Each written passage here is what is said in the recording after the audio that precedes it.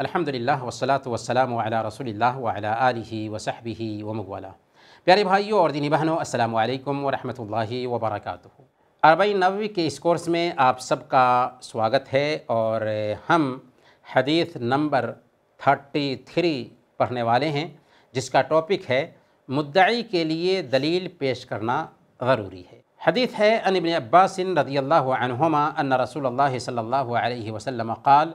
हज़रत इब्न अब्बास रज़ियल्लाहु ताला अन्हु से रवायत है कि अल्लाह के नबी सल्लल्लाहु अलैहि वसल्लम ने इरशाद फरमाया, लौ युअतन नासु बिदअवाहुम लइद्दआ रिजालुन अमवाल कौमिन व दिमाअहुम वलाकिन्नल बय्यिनतु अलल मुद्दई वल यमीनु अला मन अनकर।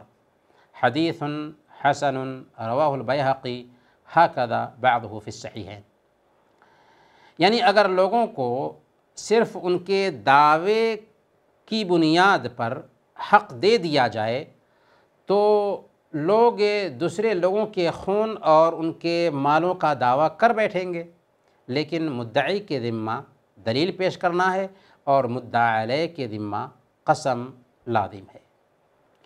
इस हदीस में अल्लाह के नबी सल्लल्लाहु अलैहि वसल्लम असल में फ़रमा रहे हैं कि अगर किसी शख्स को सिर्फ़ दावे की बुनियाद पर उसकी चाहत दे दी जाती, उसका मतलूब दे दिया जाता, तो एक आदमी उठता और दावा कर बैठता कि फ़लाँ ने मेरे बेटे को मार दिया है या फ़लाँ ने मेरा माल हड़प लिया है, मेरा हक़ छीन लिया है।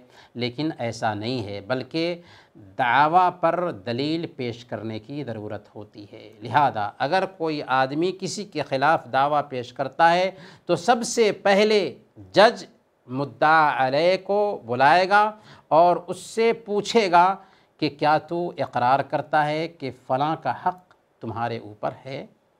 अगर वो इक़रार कर लेता है तो उसका हक़ देने पर उसको मजबूर किया जाएगा कि तुमने इक़रार कर लिया है, लिहाजा मुद्दई को जो उसका हक़ है वो हक़ चुका दो। और अगर इनकार करता है, और ज़ाहिर है कि वो इनकार ही करेगा, अगर इनकार करेगा तभी तो उसको केस के तौर पर बुलाया जा रहा है कोर्ट में, तो इनकार करता है कि फ़लाँ का कोई हक़ मुझ पर नहीं है, तो अब जज मुद्दई से दलील मांगेगा। और दलील का मफ़हूम क्या हुआ? उसे गवाह पेश करना है। अगर दलील पेश कर देता है और दलील भी काबिल एतबार है, पुख्ता दलील की बुनियाद पर उसे उसका हक़ मिल जाएगा। और अगर दलील नहीं पेश करता है तो मुद्दा अलैह को कहा जाएगा कि वो कसम खाए।